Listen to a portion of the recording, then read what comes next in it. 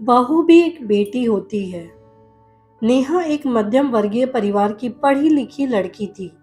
उसकी शादी विवेक से तय हुई, एक संस्कारी और समझदार लड़का और एक संयुक्त परिवार का बेटा। शादी के बाद नेहा अपने नए घर आई, मन में थोड़ी घबराहट और ढेर सारी उम्मीदें लेकर। पहले कुछ दिन बहुत अच्छे बीते, लेकिन धीरे धीरे नेहा ने महसूस किया कि कुछ लोग उसे एक बाहरी की तरह देख रहे हैं। बेटी नहीं, बहू है, उसे सीखना होगा हमारे घर के नियम। नेहा हर बात में समझौता करती रही। सुबह सबसे पहले उठना, सबके स्वाद के अनुसार खाना बनाना, अपनी इच्छाओं को दबाना। कभी सब्जी में नमक कम हो जाए तो मायके में कुछ नहीं सिखाया क्या? कभी देर से उठे तो आज की लड़कियां आराम तलबी हो गई हैं। नेहा चुपचाप सब सहती रही। सासू माँ शांताबाई हर काम में गलती ढूंढती, पर नेहा ने अपनी तरफ से कोई कमी नहीं रखी। वो सास के पांव दबाती, उनकी दवाइयाँ समय पर देती, हर व्रत पर्व निभाती, लेकिन फिर भी वो एक चीज सुनती रहती, बेटी जैसी नहीं है, पर निभा तो रही है।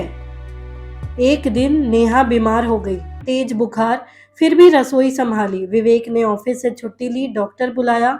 जब सासू माँ ने देखा कि नेहा ने बुखार में भी सबका खाना बनाया, तो उनका मन विचलित हो गया। उन्होंने धीरे से पूछा, तू क्यों नहीं कहती कुछ? नेहा ने कहा, क्योंकि मैं इस घर को अपना मानती हूँ और अपने घर के लिए कोई काम बोझ नहीं होता। उस रात शांताबाई चुपचाप नेहा के पास बैठी, माथे पर ठंडी पट्टी रखी और पहली बार बोली, तो सच में मेरी बेटी जैसी है, नहीं बेटी से बढ़कर। उस दिन से घर का माहौल बदल गया। सासू माँ नेहा के साथ बैठकर बातें करने लगी, मायके के किस्से सुनाने लगी। नेहा अब हक से बोलती, सलाह देती, क्योंकि अब वो सिर्फ बहू नहीं थी, घर की बेटी बन चुकी थी।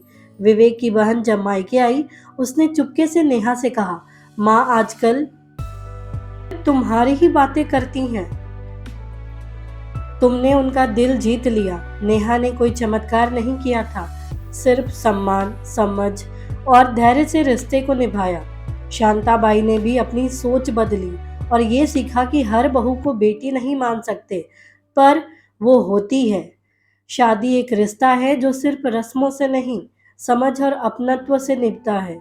बहू का मतलब कोई पराई नहीं होता, उसे भी अपनेपन की जरूरत होती है। हर बहू में एक बेटी छुपी होती है, बस उसे अपनाने का वक्त और अवसर चाहिए।